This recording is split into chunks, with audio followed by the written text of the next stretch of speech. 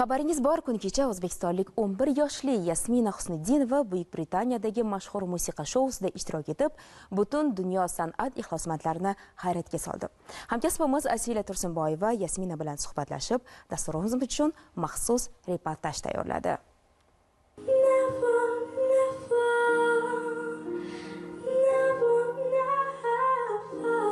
Siz eshitganingiz Britaniyaning mashhur sahnasida yangragan ovoz. 11 yoshli Yasmina Husniddinova Britain's Got Talent'da ishtirok etgan ilk o'zbekistonlik bo'ldi. My name is Yasmina. I'm 11 years old and I'm from Uzbekistan. Oh, wow. Men kichkinaligimdan shu showni tomosha qilardim va har safar o'zimga o'zim bir kun keladi, men ham albatta shu sahnada ishlataman va butun dunyoga men O'zbekistondaman deb aytaman deb orzu qilardim.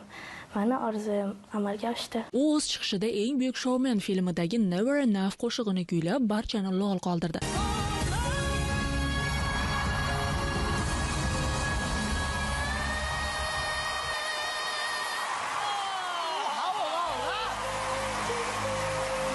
Qaniyutimizning ijrosiga to'rttala hakam ham bir ovozdan ha deyishdi. I'm saying yes. I'm saying yes. Yeah, you got it. You got it. 4 yeses.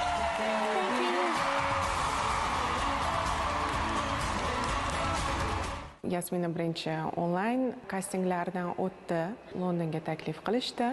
Londonga borganimizdan keyin o'tdi ham bir nechta bosqichchi Yasmina o'tdi. Undan keyin mana o'tdagi tashkilotchilar eng asosiy kastingga tayyorgarligini olib borib borishdi. Bizga aynan har xil bir nechta janrlarda har xil qo'shiqlarni berishni boshlashdi. Yasmina bu qo'shig'i aytib ko'rsin, bu janrdagi qo'shig'i aytib ko'rsin deb aytishdi.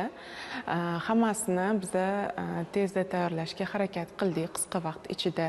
Yosh iste'dodning ortida esa katta mehnat va qo'llab-quvvatlov bor. Yasminaning Britaniyaga borib kelishi va barcha xarajatlari davlatimiz rahbari tashabbusi bilan tashkil etilgan bolalar kontentini rivojlantirish markazi tomonidan qoplab berilgan. Qizimga ushbu ko'rsatuvdan taklifnoma kelgandan so'ng biz bolalar kontentini rivojlantirish markaziga murojaat qilgandik va ular juda tez aloqaga chiqishdi va bizning markazimiz to'liq qo'llab-quvvatlaydi deb aytishdi. Quvonarli hol edi biz uchun. Bu markazning tashkil topishi prezidentimizning yoshlarga, bolajonlarimizga bo'lgan yuksak e'tibori deb o'ylayman. Chunki davlatimiz tomonidan ajratilayotgan mablag'lar, yaratilayotgan imkoniyatlar qizim kabi minglab yoshlarimizni, bolajonlarimizni orzularini amalga oshirishga yordam beradi deb o'ylayman. Endilikda esa u bosh sovrin uchun kurashni davom ettiradi, ammo bu yo'lda faqat hakamlar ovozi yetarli emas. Ijtimoiy tarmoqlardagi qo'llab-quvvatlash ham muhim. Hammadan iltimos qilardikki, ushbu rasmiy YouTube ga o'tib, Yasminani qo'llab-quvvatlanglar va kommentlar yozinglar. Biz juda ham xursand bo'lamiz. Rahmat. Yasminaning eng katta orzusi kelajakda dunyo tan olgan qo'shiqchi bo'lish va u bu yo'lda ilk katta qadamni allaqachon tashladi.